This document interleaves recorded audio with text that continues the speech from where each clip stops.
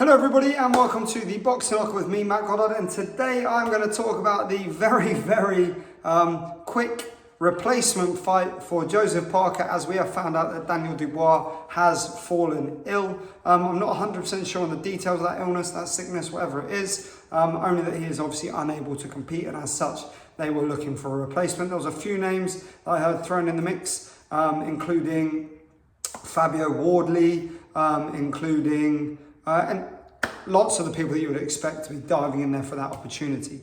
Now, instead, we are going to see Joseph Parker, an absolute warrior of a man whose resume is essentially a who's who of every great heavyweight of the era, with the exception of two very visibly missing names. However, everybody else that you could possibly think of, this man has boxed. He has decided to take on the heavyweight division's boogeyman, apparent boogeyman, a man who, however you look at it, for whatever reason, has been widely avoided, whether that's because he doesn't have the viewership, the backing that way, whether that's because he's been ploughing through people like a bulldozer through butter in sparring. That is Martin Bakole. Wow. What a fight to take. Literally, you're choosing the guy that widely avoided. I know this fight was mentioned as a bout in the first place. Prior to the Dubois-Parker announcement, I think people were talking about Bakole. And then no one sort of believed that anyone really wanted that to happen. And now look at it. So, you know, for me, this could arguably be a more interesting fight than Dubois-Parker. Anyone who's watched my previous prediction video will have seen that I selected Parker to beat Dubois. Stylistically, I think that was the right decision for me. Obviously, that fight is now not going ahead. So instead, we're going to see Martin Bakole, who very different beast to Daniel Dubois. Much more relaxed, much more composed, much more controlled, and in fact, all round, I would argue, a more complete boxer. Does he have the same achievements? No. But let's get into that a little bit now. Okay, so with Martin Bakole, we've got a guy who is 21-1, 16 knockouts by victory, and 1 loss by stoppage. That stoppage, of course, came against Michael Hunter, a criminally underrated boxer in his own right. But that was due to an injury. Hunter was cut above the eye, and Bakole hurt his shoulder. I can't remember which shoulder it was. But you know, prior to that fight, he'd beaten Marius Wack when Wack was 33-2 or 33-3 as a record. He beat then undefeated Tony Yoka.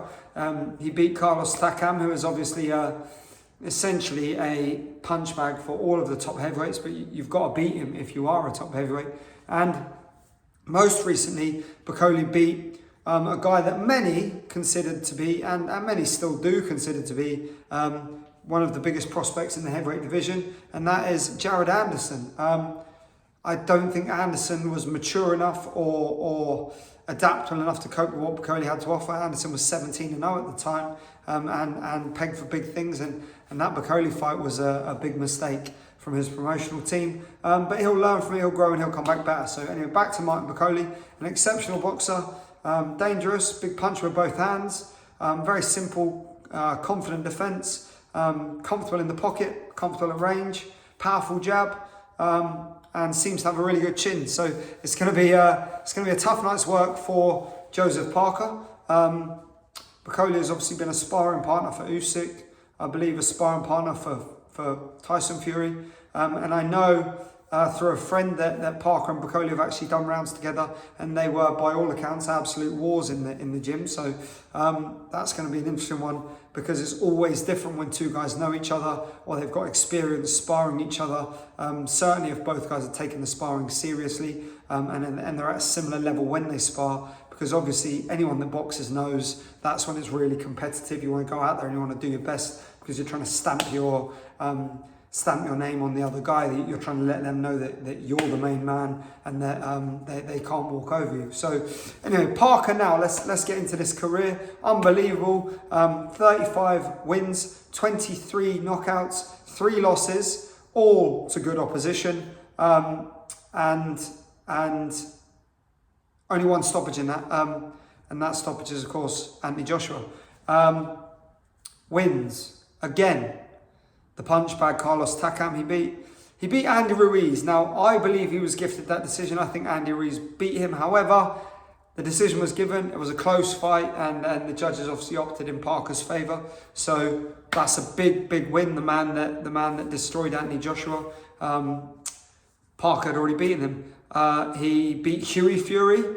He beat Junior Farr, who was undefeated at the time. He's beat Derek Chisora twice, and most recently he beat the Bronze Bomber Deontay Wilder in an exceptional performance, and then went on to beat Zhile Big Bang Zhang, which again, another fantastic performance. And those two victories have really catapulted his career into the stratosphere. This guy is flying. The losses, Andy Joshua, as I mentioned, Dillian Whyte in a very close fight. I believe Whyte was dropped near the end of the fight as well. Parker dropped him. And then a loss to Joyce, which, again, at the time, Joyce was a good opponent and everything was kind of riding in Joyce's favour. But I think maybe that Parker fight took a little bit too much out of Joyce. He took a lot of shots, and everyone was kind of admiring that indestructible chin. And, you know, there's only so long you can bank on that chin before you get caught too many times and your brain wobbles. And now look where Joyce is now, hopefully on the cusp of retirement, because he's on a rapid path for CTE at his current rate. Anyway, so Parker Bakole, how do I think the fight plays out? I think stylistically this is almost the perfect matchup for Parker.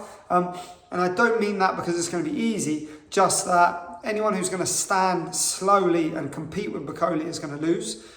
You have to be mobile to beat him. You have to be picking up points, and Parker has a fantastic jab, and that jab has improved dramatically under Andy Lee. And he slips nicely with the jab, and he drops the jab down to the body, and he feints, and he keeps his head off that centre line.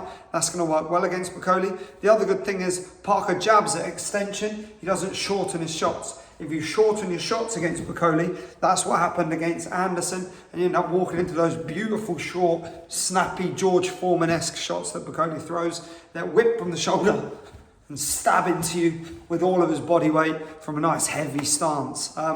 Bakole conserves energy very well because he's so relaxed when he's shooting shots, and he doesn't put loads of tension into it, and he's not moving around fast, he's just moving around smooth. He's light on his feet without bouncing.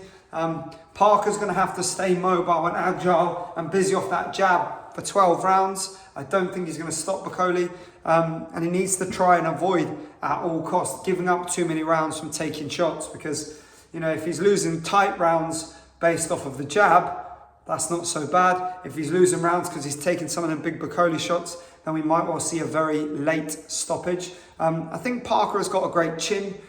We know that from his record, and he's been in with some big punches. However, I think Bakole is a different beast. That George Foreman comparison is something that's popping up frequently at the moment. And I think a lot of people are just saying it because they've heard it said before, not because they've actually studied the two fighters. But if you watch George Foreman box, his shoulders have dropped, his shoulders are low, he doesn't hold them up, there's no stiffness, and his arms are relaxed, and everything is whipped around his body, and there's a real elasticity to his arms as he's punching, and he just shoots everything with his maximum possible rotation, and nearly always from a very heavy stance. If you watch that Foreman-Lyle fight, you'll see exactly what I mean. And then the same for basically all of his wins, and even that Michael Moorer knockout. Watch what happens. It looks so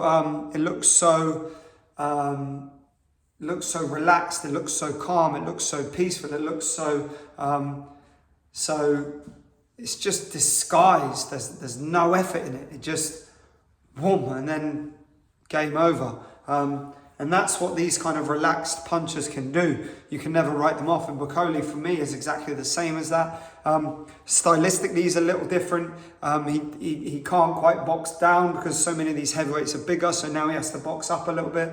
He's a big guy himself, don't get me wrong. And he's a lot stockier, I would say, than Foreman in terms of width as opposed to height.